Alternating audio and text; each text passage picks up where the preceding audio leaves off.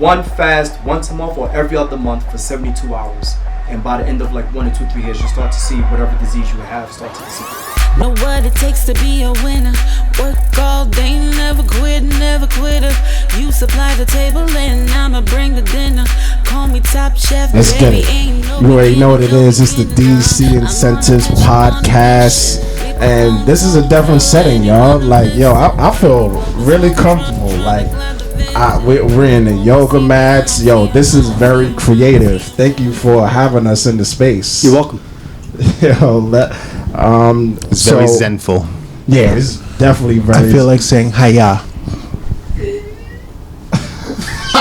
This podcast has been sponsored by DiamondCashIncentives.com.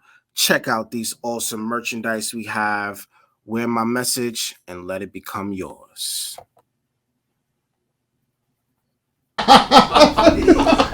He said that, everybody, not us. He said that. Remember, Nyron said that. No regrets. No regrets. Yeah, so we have a special guest in the building, of course. So please introduce yourself. My name is Vaughn. What would you like for me to share? Where would you like for me to start? Let's talk. Let's talk about one. Your growing up and you transforming to like who you are today. Okay. Very interesting start because I had a breakthrough just a couple of weeks ago and I realized that a lot of my transformation started at the age of 14. Okay. 14. In the 9th grade of high school in LaGuardia High School, I was going there because, you know, that's when my grandmother passed away. I'm sorry to hear that. No, it's okay. It's okay. Thank you for that. That's when my dog was taken away from me. That's when my ex passed away. That's when I stopped going to school. That's when I actually started street fighting. That's when I started to talk back to teachers and disrespect authority. Mm-hmm. That's when I started to understand meditation. And actually, when I was cutting school, I actually cut school to go to Barnes & Nobles to read on books on martial arts and healing and qigong and massage therapy and different things like that. That's when I got into the movie of The Matrix. You know, that's when I got into understanding that the school that I went to, which was LaGuardia, was the very first diverse school where you had Japanese from black to Asian to Dominican to Puerto Rican to black to different types of blacks and from the islands and from different parts of the world. And at that time, LaGuardia was the third highest school level-wise, education-wise in the tri-state area. Okay. So just been in a setting like that, from traveling from Brownsville, from a dominant black area, the freedom, experiencing freedom, traveling all the way up to Manhattan, did something else to my mind as well too. So being amongst adults and traveling on MTA and leaving early in the morning and coming home late. So all those different things like that. So age 14 really started the transformation. Let's go. Actually, can we get a good look at his outfit, please? Like, take a good look at his outfit. Like, I'm serious. It's a Haya outfit. Haya. Okay. HR's about to get at you. It's a karate outfit.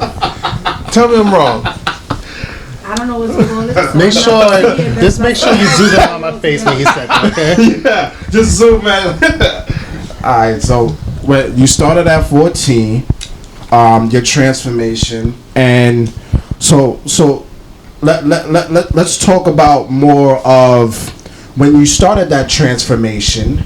What's next? What was the information that you brought to yourself that lead to the transformation? Good question. So even before then, it was always this sense of learning knowledge yourself. Like as you see, I was pulling the gym bay, taking the gym bay apart. I always had this thing of like who am I? You know, questioning. Going to a public school, just wanting to learn more, wanting to know more. So after that age 14, during that age 14 and experiencing those different experiences and meeting new people in that school, it came down to mastering the body, you know, as far as training. Because I remember that this first month I walked through the school and this guy, he wanted his friend to challenge me in a fight after school, like a setup match. And after that, that's when it was like, oh wow, this is interestingly amazing.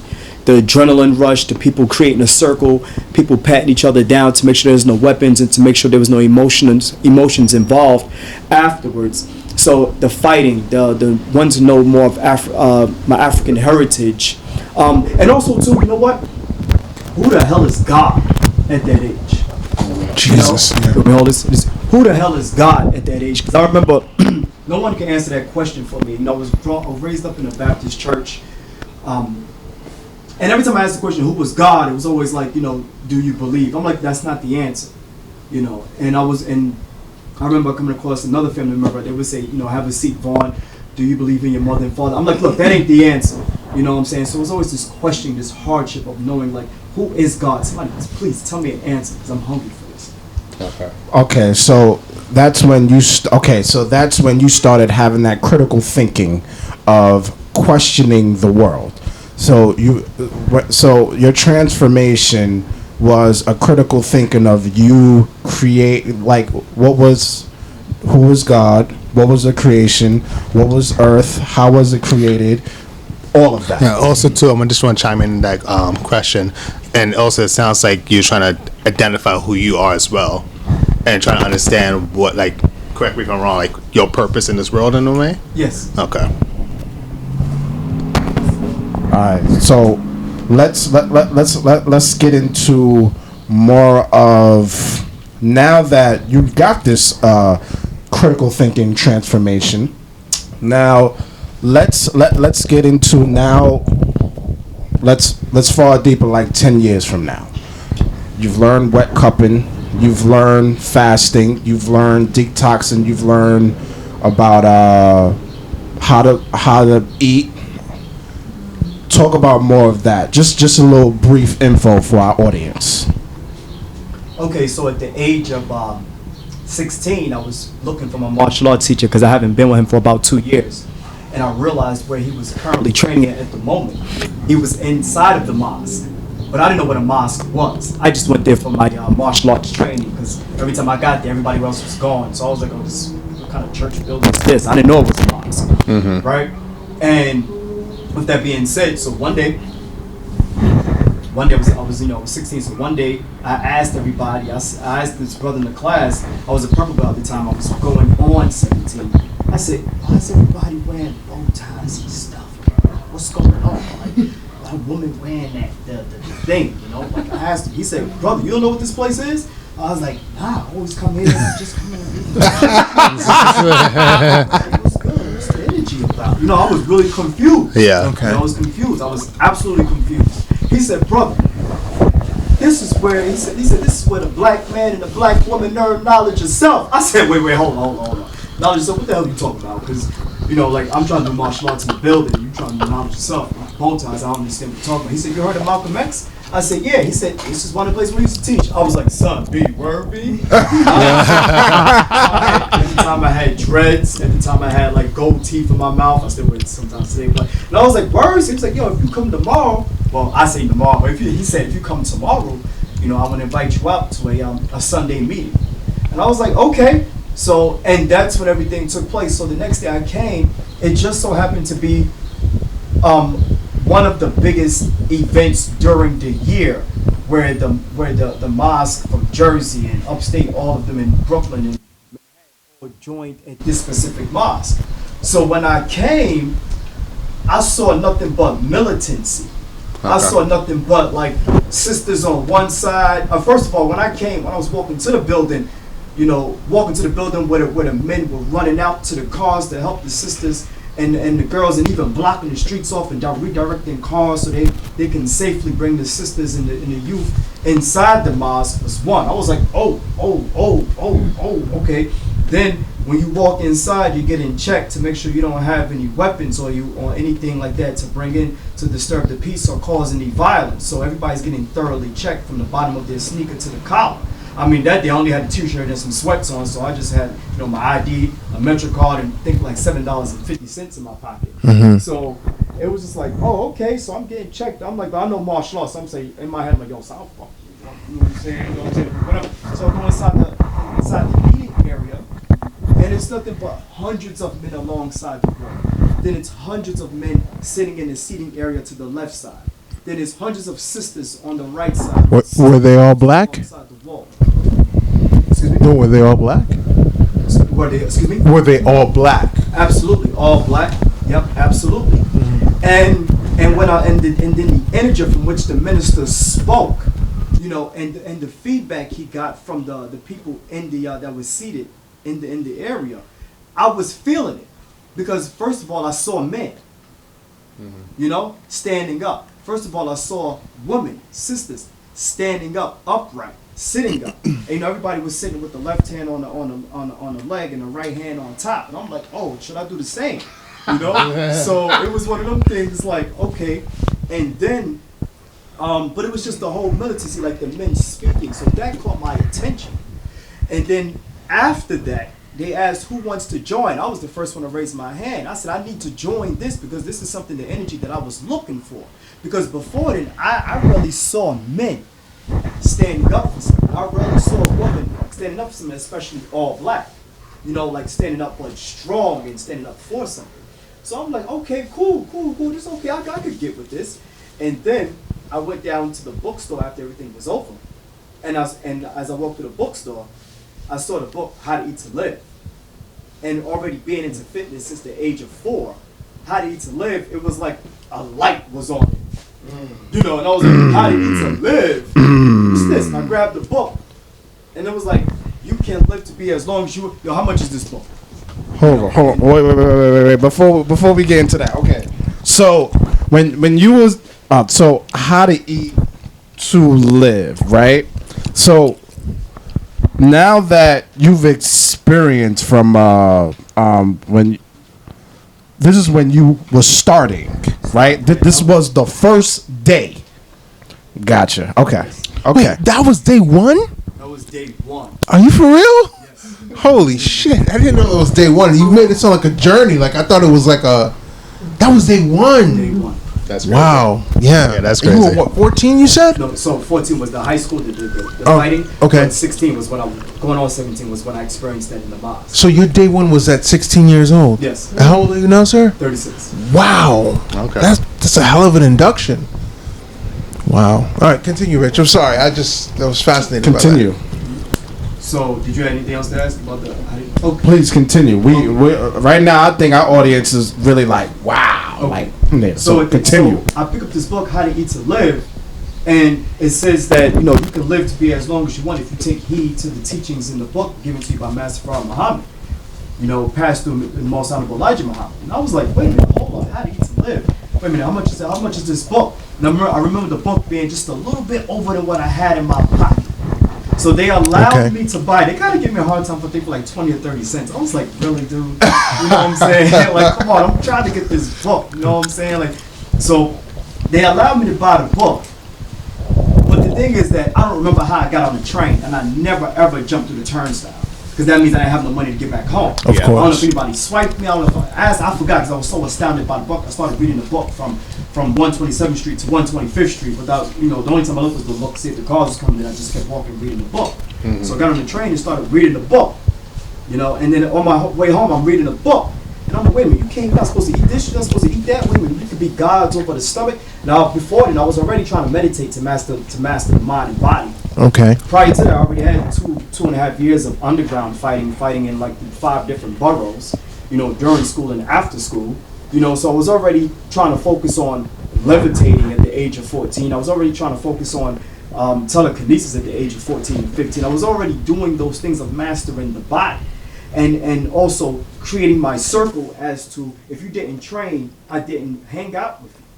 Because I felt like at that time, if you don't work out or train, then you're going to be a problem to me if we get into a situation.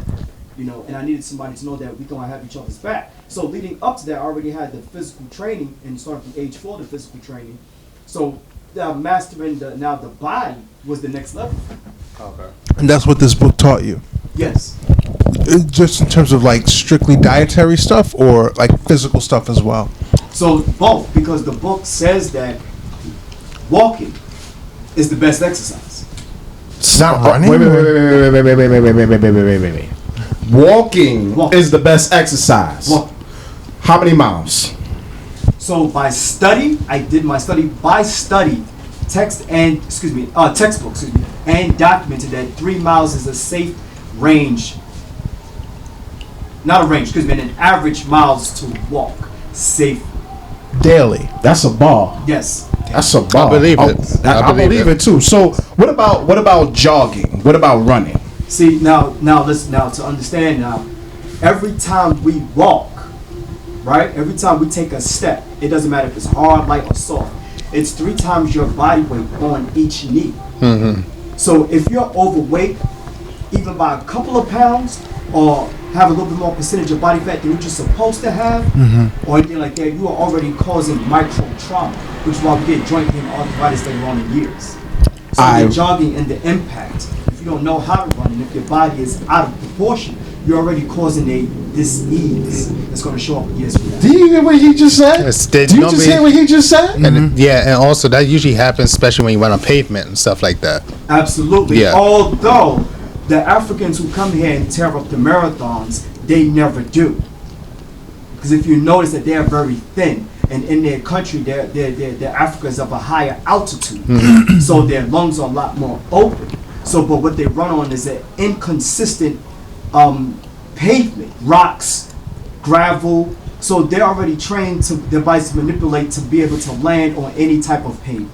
Yeah, no, I studied them. They have like certain genetic markers that make them ideal for runners, especially in that environment, which makes them essentially ideal for runners globally. You know what I mean? I don't know if we all share the same genetic markers. Well, you know what? The food plays a role too.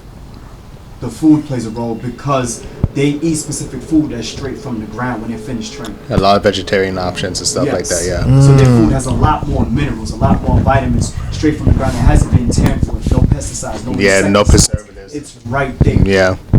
So their bodies have the enzymes from years, from generations, that they can break the food down and process it and go to where it needs to go. And that's somewhat similar to the West Indians, but obviously because we come from Absolutely. Africa. So, because 100%. I know, like, for example, like Usain Bolt, good example. Absolutely. He's from Jamaica, and he's like a monster. But exactly what you said is about what you eat also. Yeah. Where are you from? Are you from the Caribbean or are you from here? I was born right here in Brooklyn. And your family? Both of my parents are from North Carolina. Oh, okay. So all right. Okay. So you came family here. North Carolina. Okay. All right. So you're from here. Rich, you want to chime in? Because I got tons of questions to ask. Well, first I would like him to break down for our audience what he just said. You said dis-ease. So break down what is dis-ease, as in what you're meaning as disease. And you said every time you walk, it's 3 grams. 3 times your three body times your body weight. Yeah. So every time we walk, which is your legs, of course, and then you have your upper body. So every time you walk is 3 times? Yeah. Okay. So can you please break that down one more time, please? So if your body. Oh, I'm sorry, brother. Yeah. I'm sorry, brother. It's okay. You're gonna have to It's hear okay. that directly. So- I'm sorry. So it's not an if, right? So let's say if your body composition is where it needs to be, where your weight needs to be, your body fat percentage for male and female where it needs to be for your age and your health and your weight and your height. If it's where it needs to be, it's still 3 times your body weight, but your body can efficiently and sufficiently recover properly when you go to sleep, if you give your body the proper nutrients that it needs for your individual lifestyle. Yet, if you are overweight, even by a couple of pounds, or your percentage of body fat is a little bit over than where it's supposed to be, for male or female. If you have also, to add this in it, toxic waste in your system, the intestinal tract from who knows when, all of that traveling causes weight. So the shock, every time you step, it's a shock. It's a micro shock, micro fractures, veins begin to lose their integrity, the blood flow begins to become stagnant, the foam deposits that's in between the joints become to be worn away. So if you aren't aware of it, this is why we have arthritis and different types of rheumatism and joint pain years later when we get into older age or when we become stagnant in our lifestyle, basically retired. Okay. Wow. Okay. Now, when you're walking, I understand why, based on your philosophy, why walking is better than running. Because if you are heavier than you're supposed to be, the trauma in your joints is going to be a lifetime of damage. But is there a proper way to walk? Maybe your posture, the way you step. How do you walk 3 miles a day in the proper way to make sure you gain the best amount of benefit from walking? That's a good question. You ever remember when you were a child and you will always let your parents' hand go so you could walk on a line on the sidewalk? You always want one pole in front of the other, like walking a tightrope. Yeah, I don't have that memory. I don't know. So you guys have the memory. Yeah. You ever heard when people who go to do runway modeling or walkway modeling, they say, "Yo, I have to teach you how to walk." Yeah. I've heard that. I've never seen it. So that term, they're literally teaching them actually the proper way to walk. So what's the proper way for people like me, laymen like me, that we don't like? Can you describe the proper? That's it. One, shoulder, chin up. Okay. Right, not of course like this, but chin up, looking straight ahead. Straight ahead. Right, shoulders slightly back but down. Navel should be in, because your stomach should not be out at all, going past your waistline. Waist should not be at all. Okay. That's already causing trauma. But let's just say if your stomach was flat like it's supposed to be, it should be concave in, and then your hips should be undulating, should be moving as such. So this part that's separated from the hips down, you know that space between where it's like we look at a skeleton, it's like a big space right here. Yeah. What does undulated mean? Like I don't know what undulated is. This motion here, like a fish. Like that. So your hips do this. It's a ball joint here. It's a ball joint here. So it's like here. We ever seen a track runner run doing hurdles? Yes. Your hips go over. Yes. But you're doing it in a very minute way, because you're stepping forward. You put one foot in front of the other, where the heel has to land first and glide and push off the toe gradually. Here, like this. So the best way to learn is actually to walk in grass or like rocks barefoot, and you'll see how your toes start to grab the ground. Really? And it's from heel to. I'm sorry. No, go ahead. Yeah. It's from heel to toe. Yeah, it's on your feet, right? See, I thought it was from the balls of your feet backwards. Cause so I run a lot, and what I learned when I learned how to run, I learned it was from the balls of your feet back. We're talking about running or walking. We're talking about walking, and walking is different. Okay. That's why it feels like when you walk on grass. I used to go out and just walk on grass. Wow. But it felt comfortable. It felt more comfortable than walking in your shoes on concrete. Maybe because it's like we are meant to really walk on earth without any kind of shoes, anything, because it wasn't born with stuff. It's more of a spiritual thing, I guess. Yes, to everything you just said, and if you notice how professional athletes always get a new pair of sneakers. Yeah. Because sneakers literally wear out in almost like 30 to 60 days. Yeah. Yeah. Cause I know it's like I forgot what it's called, but spiritual therapy, and I think that's part of it. Like spiritual therapy, I think it's called. Therapy? I think it might be the wrong term. No, I just wanted to hear you play. Oh, okay, yeah. Yes, okay. And I know, like for example, it's earthing, something like that. And I know they usually say walk barefoot outside. It heals the body and stuff like that. Just walk, let the minerals absorb into your body with your bare feet. Absolutely. Yeah, I hear it helps. Yeah. That's good. So that means also too. Sorry, Rich. Going to the beach and stuff. Also, walking barefoot in sand is also helpful too. Absolutely. Okay. How can we learn about this stuff? Oh, so you can actually go to kinesiology, sports studies, learning about picking up running books, anatomy and physiology. Okay. Yeah, those different books like that.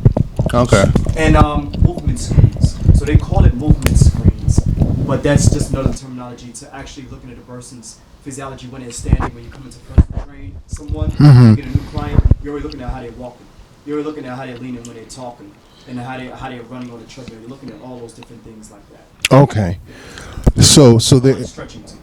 So there is a difference in the way you're supposed to walk versus how you run. I mean, do you run at all? Yes. How do you run then? From the ball, from the structure of your feet. Like how do you run?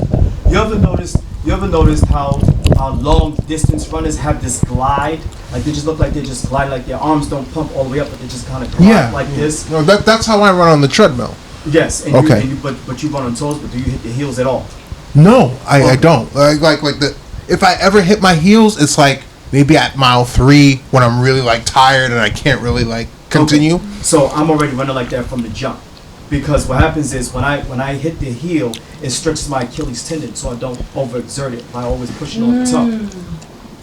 Really? Because I was always taught that you run from the. No, it's nothing wrong with that. It's just that the more deep you get into it, you realize why certain athletes have lower back problems and tight hamstrings. And it's because of. It's because of this. The Achilles tendon has a lot to do with lower back pain and tight hamstrings. Achilles tendon is one of the largest tendons of the body. When this is tight here, this also has an effect on the shoulders and also your eyebrows. But that's a lot of people hurt their Achilles. They're like, oh, they strained it or something. That makes sense. And then when you're walking around and stuff, it stretches. But if it stretches wrong, you'll pop it. And also it relates to knee problems as well. So the body. That's fire. That definitely does make sense though. That definitely. So when. You know what? Go ahead, Naron. Thank you. I got so many questions.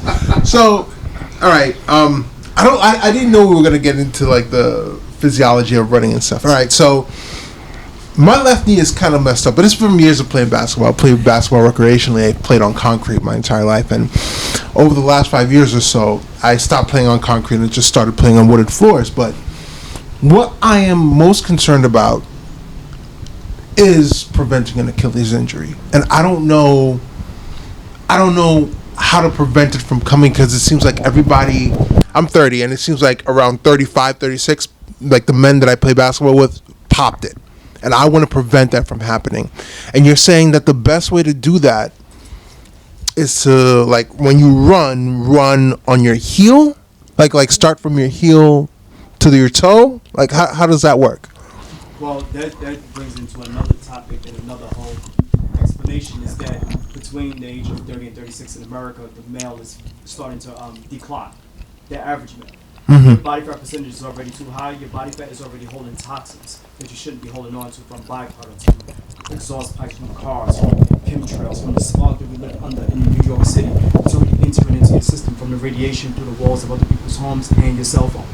So a radiologist told me that she noticed that when people go under the x-ray, that she knows exactly where to keep their cell phone at, because it's completely black and your liver absorbs everything. So if you have any high-tech technology in your home, your bone structure is probably already old. That's number one. Number two, if you're not even getting the amount of calcium, magnesium, phosphorus, nutrients that you need daily, you ever notice that first couple seconds of the burn or fatigue that your body's going through when you're exercising? Yes. Okay. I don't necessarily feel that. I sort of get like a sense of euphoria almost. No, before that, you don't get. So you said when you get by mile 3, your body starts to decline. Yes. Okay, for you, so everybody can have a different feeling, but you said you feel the burn, Yes. right? Every 3 seconds in that particular muscle, your body loses all the nutrients.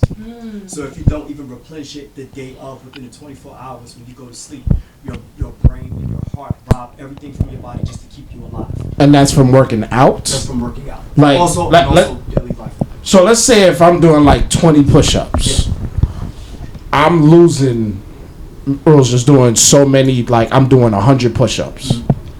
So what's your advice for a proper workout? Well, I want to finish this, what he was saying first. Yeah, go ahead. Yeah, Achilles prevention. Like, all right. So the thing is about too. So you want to first find out what your BMI is and where it should be, so that you can be optimal. So your cells can be optimal. So your body can be optimal in performance. Because it's all about cellular performance. You could run all daggone day long. You could have the will and the drive. But if your nutrient level, if your nutrients that you're taking in, the protein, the water, the fats that you're taking in, it's not reaching the levels to where you need to be. Okay. You're gonna experience something anyway. Now, being a 30-year-old, you say you're 30. On the dot. On the dot. Right. You're the difference between you and a sponsored athlete. The minute they feel something, they coach. I felt something here. He says, go in the back room. There's a doctor that's going to see that. Let's check in their eyes. There's a massage therapist in the back. There's a bone specialist in the back. There's a muscular specialist in the back. There's a performance specialist in the back. There's a nutritionist specialist in the back. You see how you've got to come up these stairs? No, they don't have to carry anything upstairs. When they go to their car door, somebody opens up their car door. You know, all these things about opening, closing doors, they don't have to do those things. So a lot of things that they're experiencing as a sponsored athlete, you already have so many things against you. You have to deal with people in the street. They don't. Your car that you ride in is not smooth like theirs. You know, the atmosphere that you live in is not like theirs. So your whole living arrangement is not even optimal. I mean, like, how many hot baths do you take a week? I mean, I do. I don't How take many hot hot baths baths. do you take a week? I don't. Okay, so that's the or difference. shower? I'm just pointing out that's the difference. That when they leave, they go to the hot tub. They go to the jacuzzi. I go to a sauna. No, but what I'm saying is that often, often, you ever notice how athletes get better as years go on? Often. So the difference between you and them, they're going often. They go into places where they're specialized. They can have a little pain here, a little tiny pain. Well, doctor, what's that? They're big babies actually, because they have to be optimal. Because a lot of money is on your contract. But you get a pain like shit, I'll work through. You know. Yeah. But when you go run, you're like mile 3, but they're enhancing. You're declining. That's the difference. So by the time you're declining, you're like I'll push through, which is great. But when they get to when they get to level 3, mile 3, and they start to decline, the specialists go, it's time to get off. Because we're training for the big league. We're not training for tomorrow or next week. We're training for next year. So you have to be optimal in all different types of ways. So they're preventing it by watching and calculating everything. So what does the average Joe like me have to do to prevent, like, Achilles injuries or long-term effects? Because my left knee is already banged up. So get a massage minimum once a month. Massage, really? Because Yeah. I've had 2 massages in my life and both had to be like almost forced on me. I've never like had. You just said 4 stars? No, like forced. Forced. Like, Forced. because I never sought out massages. Like, what are the benefits of massage then?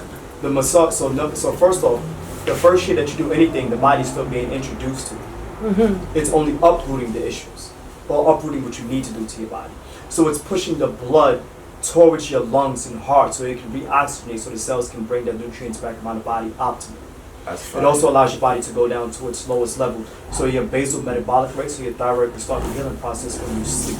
You ever notice people go to street? People go to sleep stressed out or tense. Yeah. Their body didn't even get a chance to relax. That's why you don't heal optimally. So that's the benefits of the massage.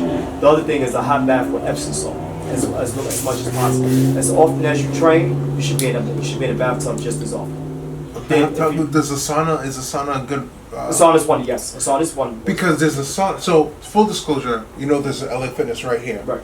So after work, I would go to that LA Fitness and I would run 3 miles. My limit is about 3 miles. Okay. Like 4 to 5 times a week. And then I would go to the sauna, but the sauna, the degree is only like 135 to 140 on average. It's not that hot. Is that a good replacement for the hot baths that you recommend? It plays its part. It plays its part? Yes. Okay. Yes, it does. So what do hot baths and saunas, like, what do they do for the body in terms of recovery? So anything that as far as heating up the body, first of all, you increase circulation in any disease that wants to get stagnant. It kind of removes it because it says, hey, look, you got to keep going. You detox. You got to keep going, right? Because now that's why the body sweats, to bring about a balance, so the body don't get too hot or too much overheat. So the sweat comes down just to keep it cool. So on the cellular level, now everything could just like circulate properly. But if you have the proper nutrients in the body, also it works optimally. It works faster. The healing works faster. Okay. All right. You guys. Okay, so let's talk about. Oh, one more thing too. In the proper workout, you said? Yes. The proper workout, you have to get a trainer who's more so interested in your well-being, how you living, how you sleeping, how you eating, and what type of relationship you have with your friends and family, and what type of work stress you have. That well-being is more important, and then also fitness testing. If there's no fitness testing involved, there's not a personal trainer. They're just working you out. Okay, that's. Go ahead, Xavier. Quick question. So my thing is, you said an IBM test, BMI. a BMI test. How do you get that for one? Oh, that's easy. I have a tool right up there, and that scale that you hit, that one needs batteries in it, but I have one in the bathroom. You can put your age, your height in there, and it pulls up everything for you. Okay, and then on top of that, I know sleep is really a big thing. So how much sleep should you be getting, and as far as like when you should be waking up or going to sleep to make sure that you have enough rest? Well, Yes, yeah. that also depends on how often you eat. Because since I do a lot of fasting, I can get 2 to 3 hours and jump right up. Okay. Really, and that's Yeah. tied to I heard it how before. much you eat. Yeah. So Sleep. And then I just want to finish up for her, and also too, when I used to compete in bodybuilding, and when I did eat every 3 hours, I would eat 6 a.m. and I wouldn't stop eating until 9 p.m. So on the 6, 9 a.m., 12 p.m., 3 p.m., 6 p.m., 9 p.m., I will always find myself oversleeping or needing to sleep 10 to 12 hours a day. My body was always processing the food. That's crazy. So I did compete on a national level at one time. So what happens is the body does need that rest, especially if you want to perform optimally and be healthy. Although, for a male, if a male does not wake up with an erection, he needs to go back to sleep. As a matter of fact, he needs to eat something healthy and go back to sleep. Wow. Really? Yes. That's crazy. Oh man, That's what I know about that. That's That's crazy. why we have morning wood. Please talk Is more that the about reason why we have morning wood? Yes. Wow. The morning wood symbolizes testosterone flow, and it's just the healing and circulation and the muscle and everything is at a level to where like now all the blood now it's like reproductive, now you're strong, you're potent. I always wondered that. I was like, why do we wake up hard? Yeah, because I you're always optimal. wondered that. You're optimal. I could be having a dream, like, not to be funny, I could be having a dream, it could be me and Malcolm X at Starbucks talking about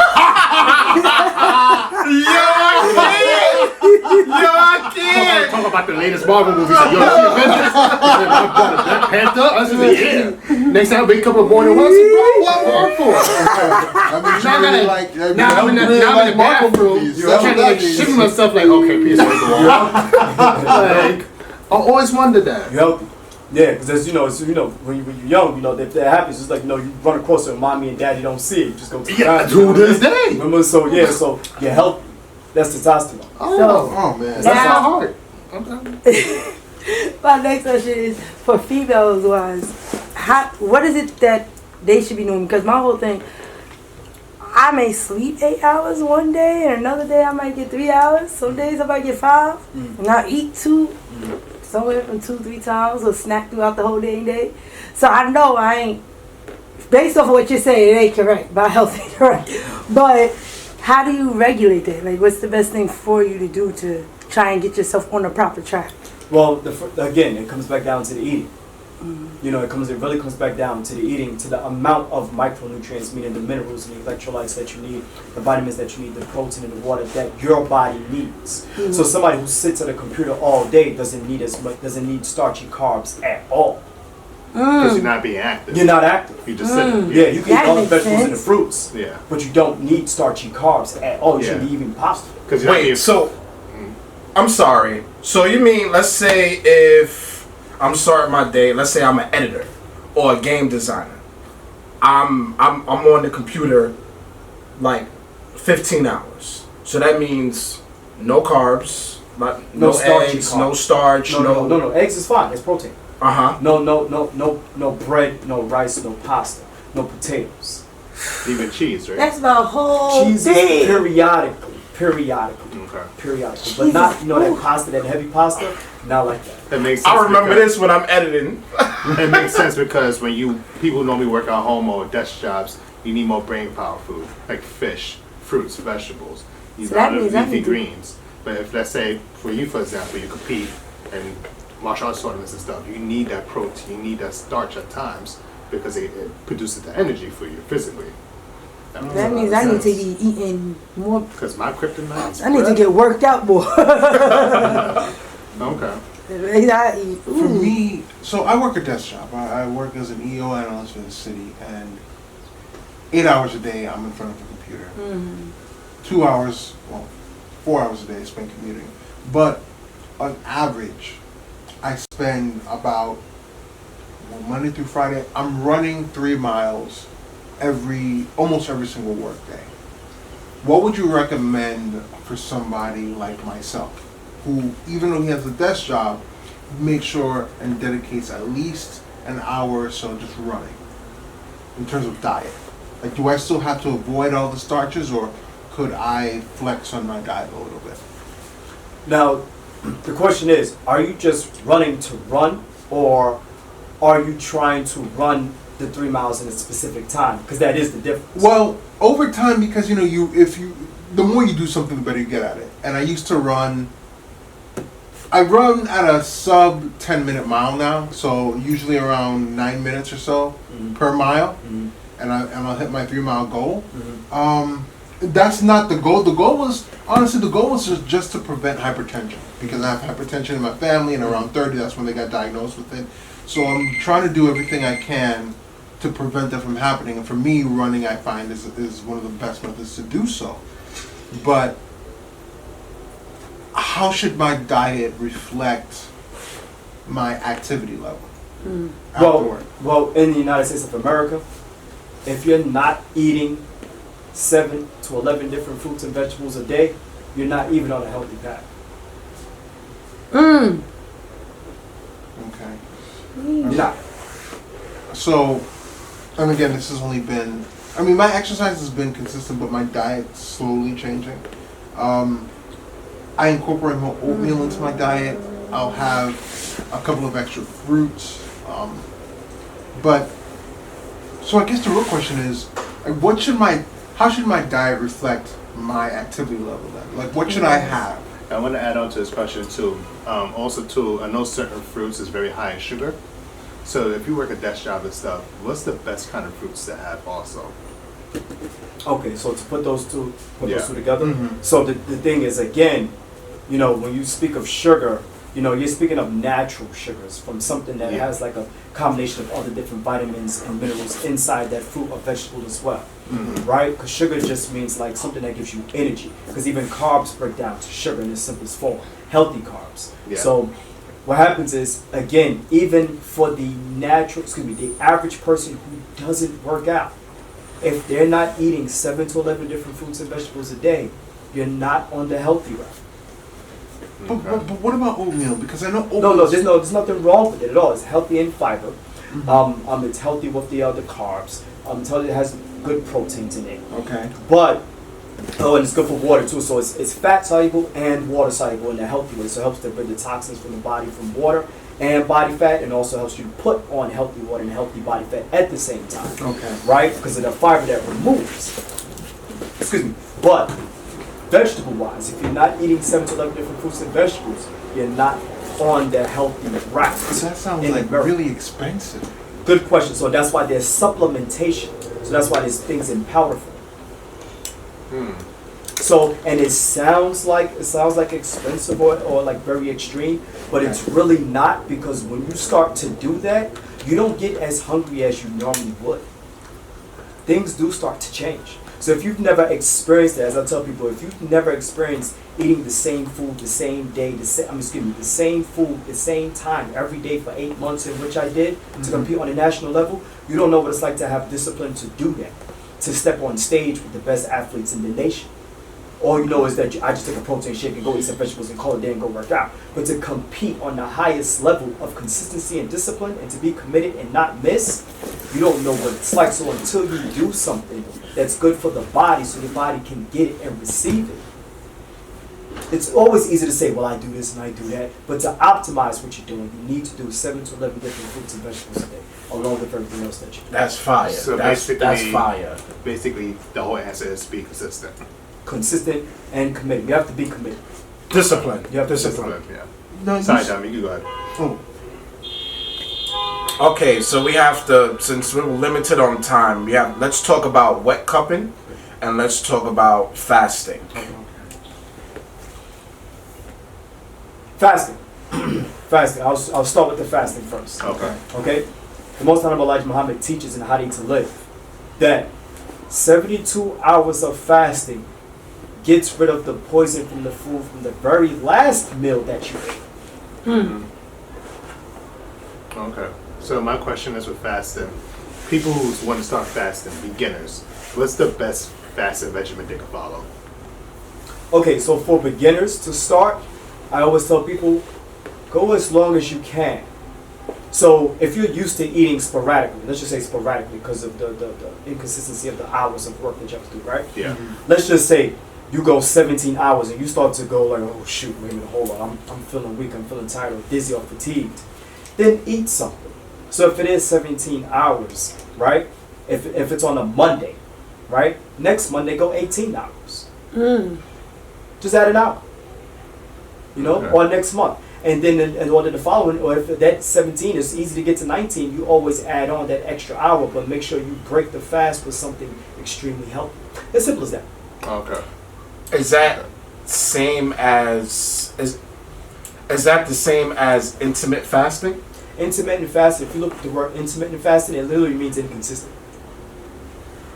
Alright, so what I'm gonna do is I'm gonna put that in the screen like intermittent fasting. Inconsistent. It's inconsistent. Because fasting is not a fast unless it's 48 hours or longer. 48? I thought it was 12 hours or longer. No, That's for this not world that's used to waking up and running to the bagel shop or whatever, breakfast or whatever, to eat something, and sporadically have lunch, and then have a snack, and then decide to have dinner. And that person who can't go without breakfast, that's for them. They're inconsistent. Their body's inconsistent. So I go without breakfast all the time. 2 days? 48 hours. Technically, we do 3. Technically, we do 3 days. That's another conversation. Right. Technically, we do 3 days. So- But that's another conversation, though. So full disclosure, I've been trying to inculcate a fasting system where I don't eat on Wednesdays and Fridays. But based on what you're telling me, even if I don't eat on Wednesday and then I don't eat on Friday, that still isn't technically fasting. No. Wow. So because the thing is, somebody would say, well, fasting means to abstain from, you want to do that, right? Well, yes, you're fasting from what you normally do, but it's not a complete fast for allowing the body what it needs to do or tap in for the cells to come out that always lay dormant every time you eat. Mm-hmm. It has to hit at least 48 hours. You have to give the body at least 30-something hours to break down and process that food and remove it from the system first. Because fasting means that your digestive system now has to shut down. The digestive system is its own system. Once the food is being removed from the body, technically fasting begins, but on a very beginners and baby level, 48 hours, and then you can eat. And your body is going on and your body's going on vacation too. Absolutely. When you're fasting. So that means your cells can get whatever it needs to be done within your body if you don't consume a lot of stuff. Correct. And so real quick, just for the audience, what an excessive amount of foods that we take. Can you explain that? The excessive amount of food. Yes, if we're taking an excessive amount of food, Mhm. like we're eating like 5 times a day, can you talk about that? So the Most High Muhammad teaches that in How to Eat to Live, that there's food in the pockets of the intestinal tract that even if we fast for about 6 to 8 months, there's food still left in the intestinal tract, the pockets. So Is that scientific or is that That's religious? scientific, yes. Because I did look up, I remember I was 18 or 19, a doctor said, if you're going to tell people to stop drinking soda, you might as well tell them to stop eating peanuts. Because peanuts stay in your system for 10 years. And that's what creates polyps, and that's what creates cancer. Okay. So that also helps develop like ulcerative colitis and Crohn's and stuff like that. Bingo. Because it sits in your colon and it Yes. causes inflammation. Okay. But in today's society, can we really avoid carcinogens? And for those who don't know, carcinogens are foods that are foods and things that we consume that are linked to cancer. But in today's society, in 2022, can we really avoid carcinogens at all? Well, it's one thing about good, excellent question. So the navy bean, the reason why the navy bean taught to us in How to Eat to Live again, can actually cure, fight, and prevent cancer or anything on that level, because it has gives your body certain radiation to radiate energy off, right? And it's very high in fiber. Navy beans are the top 5. Is ranked one of the top 5 foods in the world to actually eat. And now, can we find navy beans in like a Supermarket. Supermarket, really? Or the small white bean or the navy bean. Have you ever seen a navy? never seen. I've never heard of a navy bean. Is it as beneficial as turmeric? It's actually, so turmeric is more like an herb, but this has minerals, vitamins, and B vitamins that you need. Oh, okay. So you also get protein from it too. Absolutely. The bean. Okay. Yes, and healthy carbs. So if any carbs that somebody sedentary eat would be the navy bean, because it has healthy carbs. Okay. So what happens is, the reason why it got its name, because in the late 1800s, early 1900s, when the Navy's SEALs were practicing or experimenting, with nuclear bombs, atomic bombs in the water and on land, none of them got cancer. And it was due because their staple food was the navy bean. That's why they call it the navy bean. Okay, but in layman's terms, a navy bean is what? Like what? It's just a small white bean. No. Like what would you call it if you didn't call it a navy bean? Bean. Just bean? Bean. Bing. So if I went to the supermarket right now and I said to the clerk, "Can I have a navy bean?" She would know Sure, what I'm talking sure. about. It says it on it, navy beans. Okay. Look for that. Yeah. So the reason why I brought that up is because when you eat that, it pulls out fiber. It pulls out. It's good in fiber, but it pulls out. It's really good in fiber, so it pulls out toxins from water soluble and fat soluble. So it's pulling out toxin that needs to be released from the body. But how long do I have to consistently eat a navy bean to notice the effects of consuming the navy bean? 2 to 3 days. Really? Because he said when you break fast or you start your meal, you should have navy bean soup, carrots, celery, garlic, onions, tomato paste, those different things in there along with the navy bean. So you're not just eating it alone, and he says to also fill up on it. So the thing is that How to Eat to Live also teaches that, as I grasp from it, is that you want to create yourself to have a 5-star meal. You want to introduce something healthy to the body first, to coat the body's organs, the intestinal tract, the stomach first, before you drop in heavy solids. Okay. So real quick, can we break down the word breakfast? Mm-hmm. Can we break that down, or you can break down lunch and dinner too? Mm-hmm. Just real quick for our audience. Mm-hmm. Yeah. So breakfast is just breakfast. Breakfast. Yeah, just breakfast. So pretty much in the morning you're just fasting, or whenever you decide to eat your first meal. You're breaking that's fast. just breaking fast. You call it breakfast. Okay. So technically, you could have breakfast at 6 p.m. Yeah, correct. Because he said the best time to eat is between 4 p.m. and 6 p.m. Really? Because if you look at the I believe it's the circadian clock dealing with the organs and when they optimally work around the clock, the kidneys are filtering the most around between 5 and 7.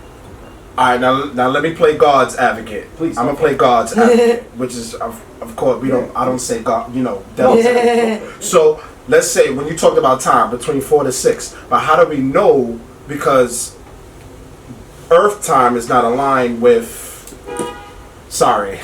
Earth time is not aligned with God's timing, or you can say this world's timing. So can you break that down of when you say 4 to 6? Is it like the sun rising when it's dark? Yes. All right, he answered my question. I have one quick question. When fasting, are you allowed to drink water? He says in capitalized letters in the book, you can invite water, you can invite coffee, but you don't need it. Okay. Wait, what? You can invite coffee, you can invite water, but you don't need it. So it's like you're not doing anything wrong, but at the same time, you don't really need it, basically. Okay. But what happens if someone is tired? Go ahead, Nyron. No, but like, When somebody's tired, he said that in the book also, if you're feeling tired, you can have a slice of toast. Toast specifically because if you don't toast the bread, it rises up like a sponge inside of the intestinal tract and causes a big, slow movement, like a clot almost. It bulges. It holds water. Or you can bite into an apple. So my question is, if it's toast, they say wheat bread or regular bread, white bread? They were wheat. Wheat bread. Whole wheat bread. He says that whole wheat bread has all the vitamins and minerals that we need if grown and raised properly. So what type of wheat bread would you get? Because they Whole got wheat bread. multiple. No, whole wheat bread. but how do you know it's raised properly? That's what I'm saying. Good question. That's the question. We don't know. Which is why I'm sure you guys heard of Brother Ben X, who's buying up farmland right now. I've never heard of that. I haven't. Brother Ben X right now is buying up over 400 to, I believe they have over 400, 500 acres of land right now. And they're growing their own food. That's the only way you're going to know. Okay. So you can't trust the FDA, is what you're saying? No. I mean, do you trust where your goat come from? I can even answer that question, Nyron. Come on. I'm currently dealing with the effects of goat, so I can't. Okay, so I can't. Because you got that 9 o'clock goat. Exactly. 9 p.m. goat, man. If an FDA, what is it? FDA approved. If something that is FDA approved, and you have high fructose corn syrup, you have red 40, and you blue 1, yellow. What is it? Yellow 6. Yeah. All of that is FDA approved. Am I right? Right. Okay. So I want to get back to fasting really quick. Please, yes, please. So after about 12 to 15 hours, I experience a level of euphoria. Not euphoria, like an exaggerated sense of optimism that I associate with the effects of fasting. But if your philosophy is that that true fasting doesn't occur until 48 hours, after 48 hours, depending on how hard I've worked out, I don't think I'd make it. Like, I'd faint. Like, how do you incorporate that 48-hour fasting recommendation with being active and working out? How do you combine the two? Very good, very good, very good. Now, see, that's important. You know, that's very good because, again, lifestyle, right, and the correct way of doing things when you want to optimize what you do, right? Now, that what you're feeling is correct because the body got a chance, the blood got a chance to start cleaning itself. That's when the cleaning process starts to happen. Full disclosure, I also drink a lot of green tea during my fast. So in the office, I take like green tea and put it in no sugar, but I just put it in my water and I drink that throughout the day. And I know that aids in fasting, but Does that help? But like, I always thought 15 hours was like. I'm okay, all right. So then that's the thing again. So that also helps too. But see, every nutrient that we put in our body needs to run off of electrolytes. Your body can also run out of it just by digesting the food. You see what I'm saying? Because your body needs to use that to process the food. That's the minerals, the electrolytes between the neurons, the signal. Right? You can run out, literally. So you can drink green tea all day, but if you don't have enough electrolytes or minerals in your system or vitamins, you can start to slow down. It's just as simple as that. Sports nutrition says in nutrient timing system that if you miss one vitamin, there's a catastrophe in the entire metabolic rate. One vitamin. If one vitamin is missing, the body's on hold. Wow. Now, in How to Eat to Live, he says you have 2 hours to eat. Not like a pig, though. I said that. Not like a pig. He says you have 2 hours to eat. That's where the 5-star meal comes. You ever go to a 5-star restaurant, they bring out the appetizer or the bread or the toast or the butter. Yeah. Now imagine, let's just say that we have toast and the real butter with real water, good water, optimal water, right? Alkaline. And you eat that slow. Then you have your soup. Then you have your salad. Then you have your main course. And then you have your dessert. Amongst good conversation. You have within 2 hours to eat.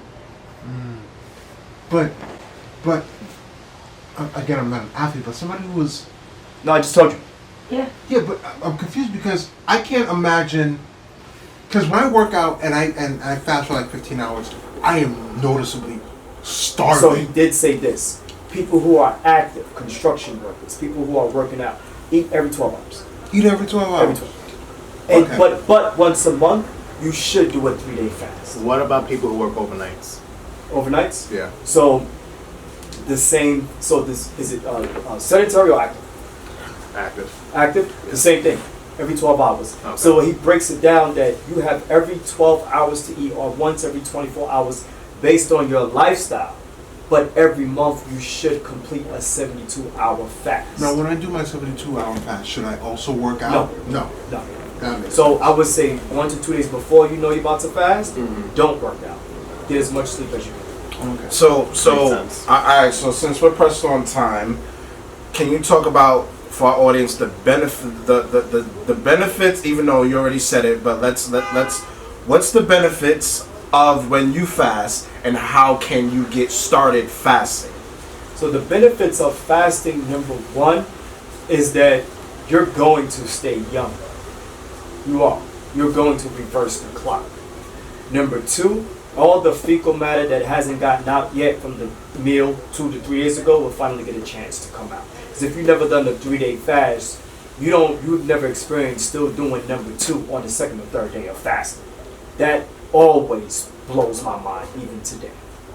Wow. Wait, repeat that? There was one time I didn't. On the 2nd or 3rd day of fasting, your body is still doing number 2. Okay. Yeah. So full disclosure, there was one time, I'll never forget it, Nyrada in his stories. No, I stopped eating on Sunday, and I didn't eat again until Friday. After Wednesday, I had no goblet.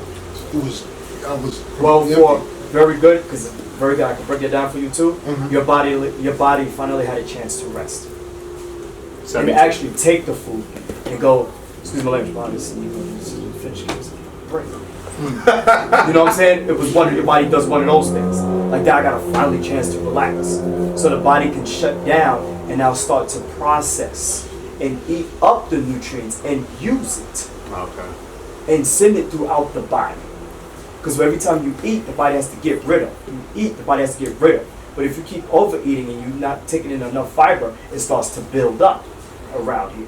But the body shuts down, and that's why after the third day you go more of a spiritual, and the body begins to eat. And that's when your body goes like, "Whoa, what is this?" And that's how it gets bigger. Exactly. Is because that okay Because of the exactly. It's not having It time to makes break down. sense. Yeah, it's not It having time to makes absorb sense. stuff. That makes a lot So of there sense. are cells that need to just sit there and just do this and just eat it and send that where it needs to go. So you're basically overpacking. Bingo. And that's where it gets. That's where you get large, and that's when obesity comes into play. And if calcium levels are low, if calcium levels are low, and vitamin D levels are low, right, that also can stop bowel movement. Because Got it. it takes the undulating movement of the intestinal tract to do this. It needs calcium and vitamin D. All right, guys. So last question on fasting, and then we got to get to wet cupping. Dad, now. So I did that extreme fast about a couple years ago. What I will say is that after day 3, I did find myself more open to spirituality. Like my mind was going to a place that was beyond earthly realms. I felt that. Is there a connection between fasting and spirituality? Well, so the fasting is just a tool. We're already descendants from the original one, the God. We already are. So the melanin in our body, in the blood, and everything that's in our blood and in our body is the same thing out there in the atmosphere.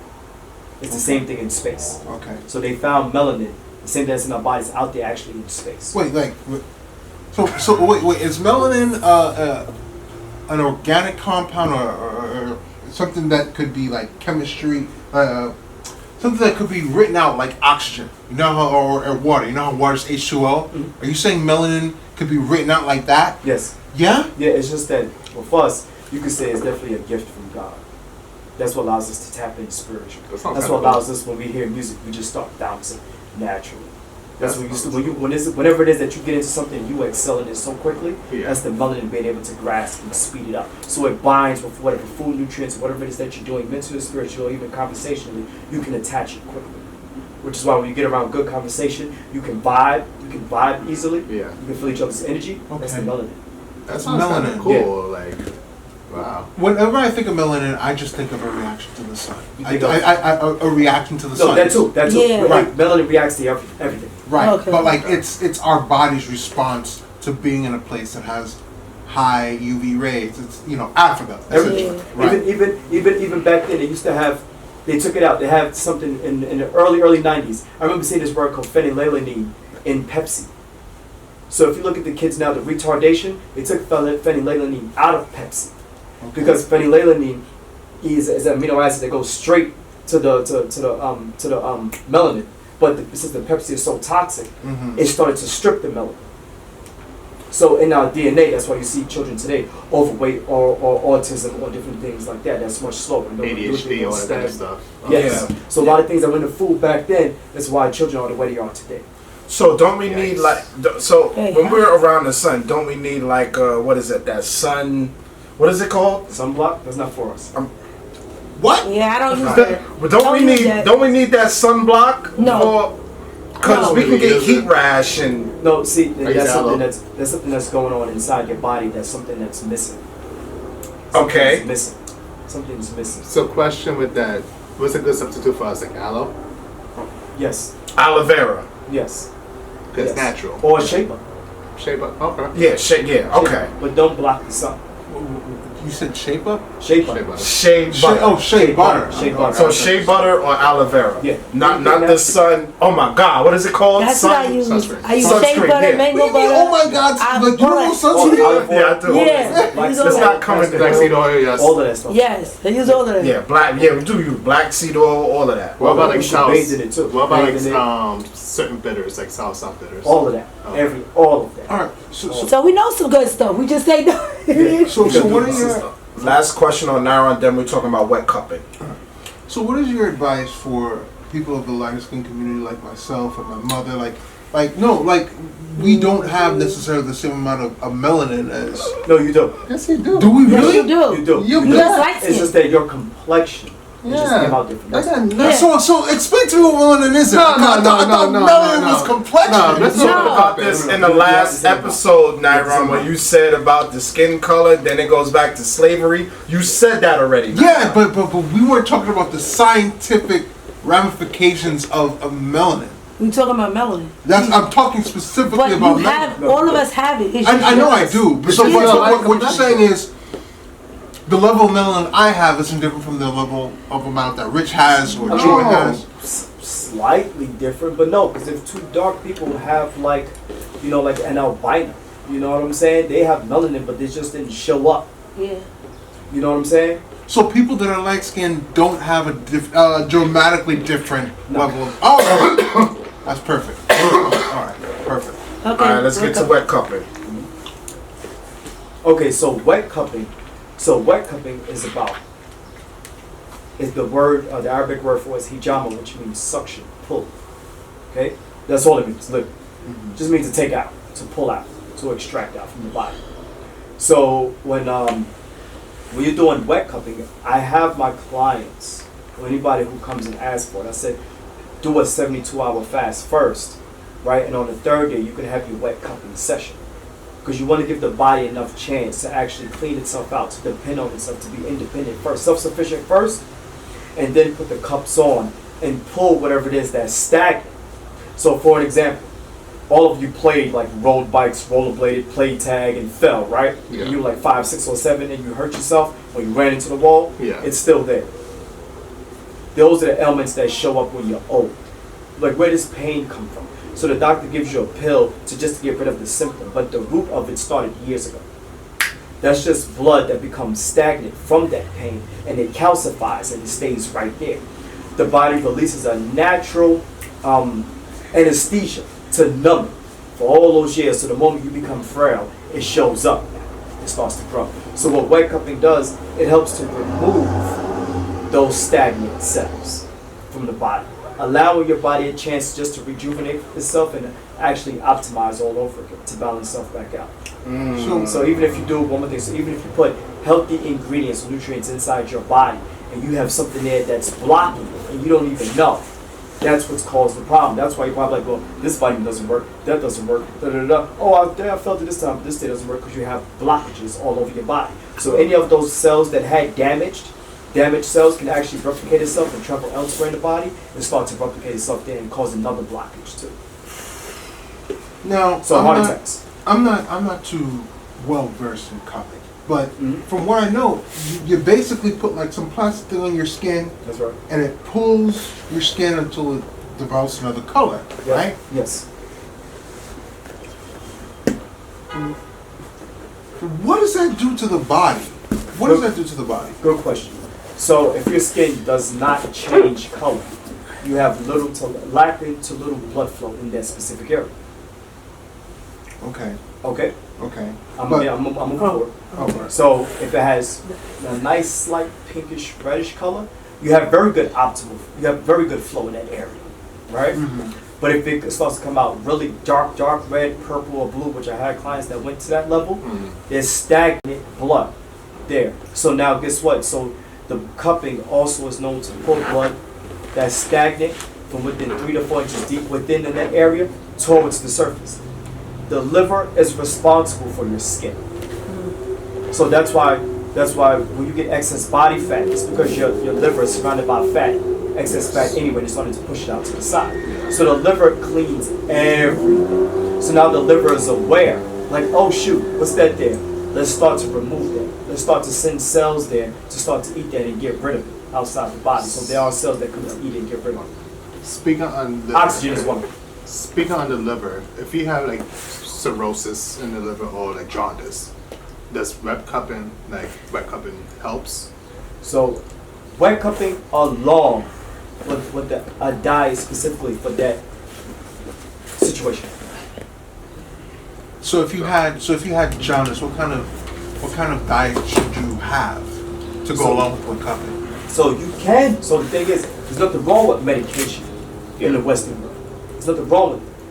There's nothing wrong with organic in vitamins or anything like that to help, right? Yeah. Medicine of the prophet said, if the individual doesn't believe that it won't work, it won't work. So you already have to be in a mindset and alignment to live a lifestyle. So to know that, look, what I'm going to do and the actions I'm going to take, it's going to work. But what is that lifestyle? No, so that lifestyle is like sleeping better. You see what I'm saying? Like just being more in tune with your body, eating the proper foods for that situation, but also too going on a fast. Okay, but do you know like the proper foods somebody should eat if they have liver issues like that? Like, do you know what they should be consuming? So jaundice. Explain to me what jaundice is exactly. Jaundice is basically, just one of the examples. The bowel, your bile ducts is inflamed, and the bile goes back into the liver. That's called scarring, which causes cirrhosis in the liver, and that also produces the bowel, your belly river, basically, to go up into like your other skin layers, and it causes yellowing of the skin, dark urine, dark color of your skin. Also, your eyes are yellow, itching, vomiting, nausea, all that stuff. Okay, so. You know what? A lot of this stuff like that is like fasting definitely works. Fasting definitely works. He said in the book How to Live, fasting will get rid of 99% of your problems that you're experiencing today. So would it cure or it would just benefit you? So very good question. Both. But the moment, so speaking of wet cupping still and fasting, the moment you start to go back to your old lifestyle after fasting and wet cupping, the situation gets worse. How?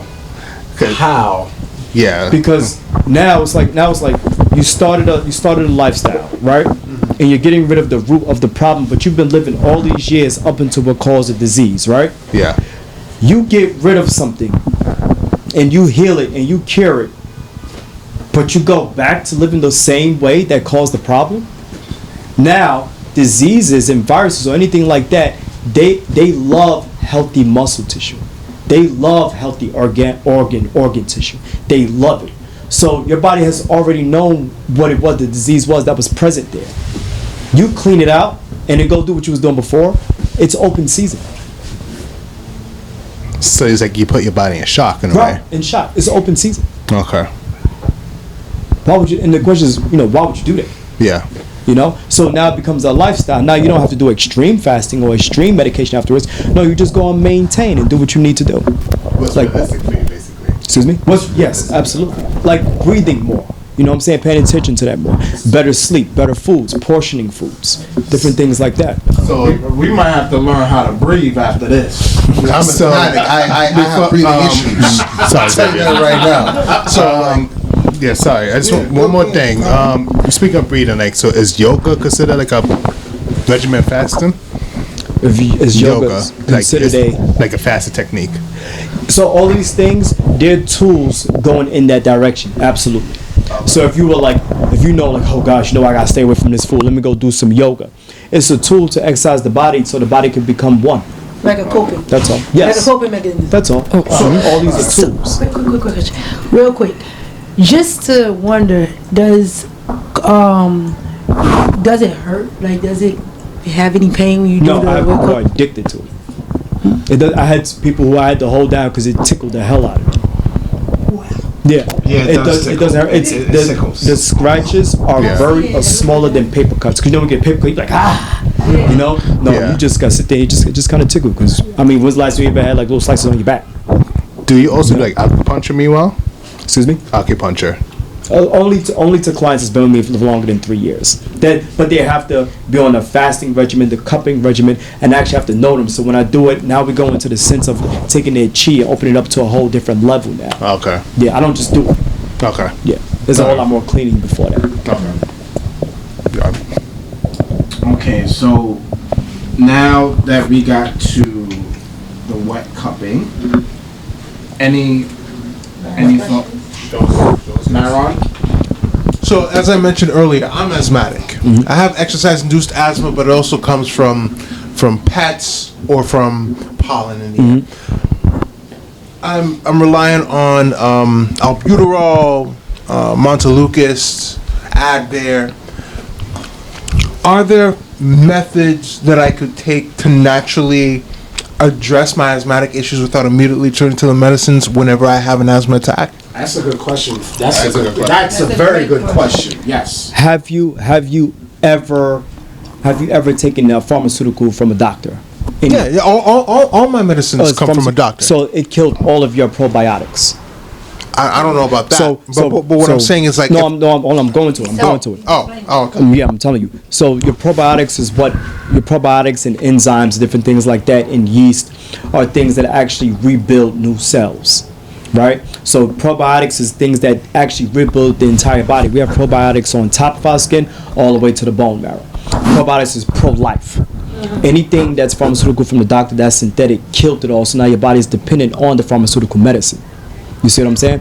So now what happens is, in order to actually, the method is like omega-3 oils, omega-369, to go in and soothe the what is it called? The bronchioles? Yes, thank you. There you go. To soothe the bronchioles so they can open smoothly like a balloon and close smoothly so you can breathe like this as opposed to like this. So I'm going further. So what happens is, so you want omega-369 oils, okay, right? So that also it can take in the synthetic medicine and it cause it to flow. And then certain vitamins like A, B, D, E, and K don't even go into the cell if omega-369 is not even present. So if you're missing omega-369, that's why your brain's probably because nutrients aren't even going into the cells. Then if you don't have enough minerals and electrolytes, it's like having an open door and no door, no window, or no doors to any of your rooms, so things just go in and out, and then you got like hoarders all coming in and stuff like that. So these are the importance of having these basic nutrients to a certain level, so cells can open and close and say, hey, you come here, you come here, you go over there, you come here. So when things synthetic come in, it says, all right, look, listen, you're just gonna be here for a while, we're gonna get rid of the symptom real quick, we're gonna deal with this, but then you have these cells come over and say, all right, now you gotta go. So if your body's coexisting with it, you're always gonna have the problem. So now you need to do things like herbs to make the cells more malleable so it can bring it in.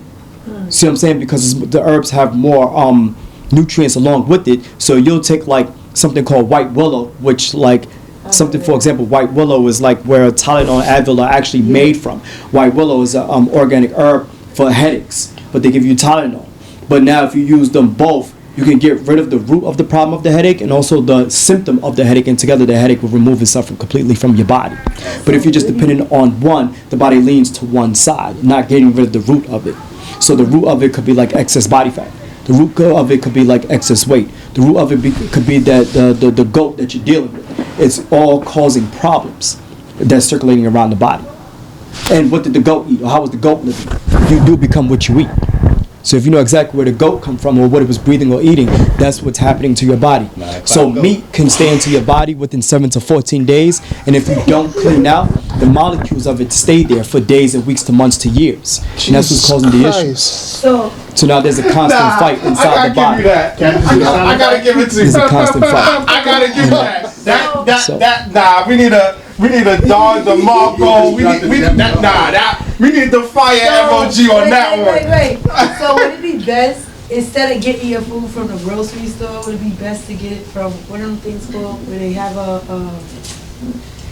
what are they called? It's like this place you go to. It's like a co-op. I guess that's like a co-op. Not a butcher, but they have all the animals. They be live, and then they. Oh, like poultry, live stuff like that. You know what? Unfortunately, but fortunately, if you go into the Russian area, their food and cream cheese and all their eggs and stuff like that is the best. Like the Jewish areas and stuff like that, because if you notice how they live, they're not going to feed their own people the worst of food. Kosher food. Right, they're gonna go there. We can purchase from them. Absolutely. Yeah. They're just gonna look at you funny when you walk through, but just go ahead. Yeah. You know, that's all. So in full disclosure, my asthma issues. So I remember when I was 20. I've been asthmatic since I was about 12, 13. I remember when I was 20, when I was at my physical peak, I was around, I'm 6'2" right now, I'm about 230, 240. Closer to 245. When I was 20, I was at like 190. No asthma issues. Like I could run 5-6 miles. And I would forget to take my asthma pump before I ran. Now, can exercise, perpetual exercise, affect your lungs like exercise does a muscle? Yes. Okay. Yes. And if my weight, if I maintain my weight and if I went back down to about 190, is that a direct correlation to my lung health? Yes. Oh, that was pretty simple. Your lungs and your heart work harder the bigger you get. Okay. So they actually work harder. So your knee problem is a direct correlation to your heart. So whatever tendons that's being manipulated or not working properly, or tight joints, any tight joint is directly correlated to the heart. The heart works harder in one of its chambers. Okay. And it can cause constriction. And a constriction in the area causes constriction in the pulse in the lungs. Okay, so we have... Okay, any last questions before we wrap up? In general? Yeah. Yes. All right. So after when Naira answers his last question, I forgot to mention about when you said about the asthmatic. We can talk red yeast right? It depends on the person. Okay. Now that and so after when Naira's question, talk. What's your final thoughts and how can people connect you? And so go ahead, Naira. All right. I know we didn't have a lot of time to talk about this, but I really wanted to talk about that man, Elijah Muhammad. There was something have you ever heard of Bomani Jones? All right, Bomani Jones is a sports writer, and I've known about the Nation of Islam, and I've been really enthusiastic about the Nation of Islam. But he did point out something that I never thought about before, and it's colorism in the Nation of Islam. Because what he mentioned just casually, but when I thought about it, it made sense. He was saying how all the faces of the Nation of Islam were light-skinned men. And I thought about it from the inception of Elijah Muhammad to Malcolm X to Muhammad Ali, even now to Louis Farrakhan. They're all light-skinned men. And I never thought about that before, but can you talk a little bit about that? That sounds like, honestly, he's paying attention to something that's very unimportant. Yeah. You know what I'm saying? But like, can you deny the pattern? Like, I never thought about that pattern, but that's a serious pattern. I can't think of a dark-skinned man or woman that were like the face of the Nation of Islam. Did he mention that it was a problem, or did he just say it? Yeah, like, he said it casually, and then I made the connections, and I thought about when I think of the Nation of Islam, I think about the faces that represent it. I think about who I automatically think of, and everybody that I think of was a light-skinned man. It was never a dark-skinned man or a dark-skinned woman. It was never a light. It was always a light-skinned man, and it makes me think about like issues within the Nation of Islam that could pertain to colorism. I don't necessarily know because I'm not part of it, but could you expound upon that? Well, you know what? Well, when Elijah Muhammad was locked up, his wife, Sister Clara Muhammad, she was dark skinned. She was running the Nation of Islam. You see what I'm saying? She was very dark skinned. As a matter of fact, darker than probably just as his complexion, or even darker. Okay. Yeah, she was ahead of it. But as far as like, no, what happens is these are just people who just come up in the ranks. But you know, like that can't be coincidental. After it's been like 100. Like if you think about it, from Elijah Muhammad to now, it's been 100 years. Like, could that really be? It has to. I think about it as like a pattern. You know what? Another thing too is that I forgot the minister's name in Europe. I think it's in London. He's dark skinned. You know, there's a minister in Brooklyn. He's dark skinned. All right. You know, there's a minister. I hear that, but like, but when I think of like the face. No, I know, I understand what you're saying. But there's a minister in California. He's dark skinned. There's a minister in New Jersey. He's dark skinned. There are a lot of dark skinned, you know, ministers. There are, you know. But that whole thing of looking at color, I don't see the importance of paying attention to that. You know, because if anything to that, if you want to bring it to that, then again, this person probably has a Willie Lynch problem. Yeah, I was gonna say that's rooted in him that he's probably got a problem. Well, I don't. No, I understand what you're saying. You know, it's casually, but then again, that goes to that. You know, regardless of the face, it's about uplifting people. It's about building the nation. Forget the color of the people. You know, it's about instilling knowledge into one. If he wants to focus on color, who told him to say that, and why would he say that? Even casually by color. No, even in casually, we don't know his conversations behind the scenes in his own house. And the whole thing. That's like saying, excuse me. That's like saying, you know, in basketball, there's always a dark-skinned brother who's always the best. Right. So it's like, why is always a dark skin? You know what I'm saying? Well, I mean, I think there's a reason for that. That has to do with genetics and slavery. Okay. You know what I mean? Like, I have a correct correlation. Genetics and slavery is the reason why people like LeBron James and Michael Jordan exist. That's not accidental.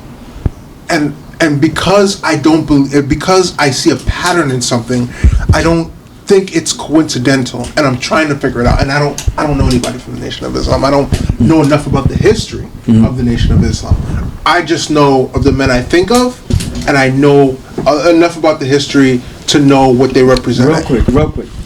Does the color bother you more so than instilling the knowledge and uplifting of the people? I love the message. Always love the message. Okay.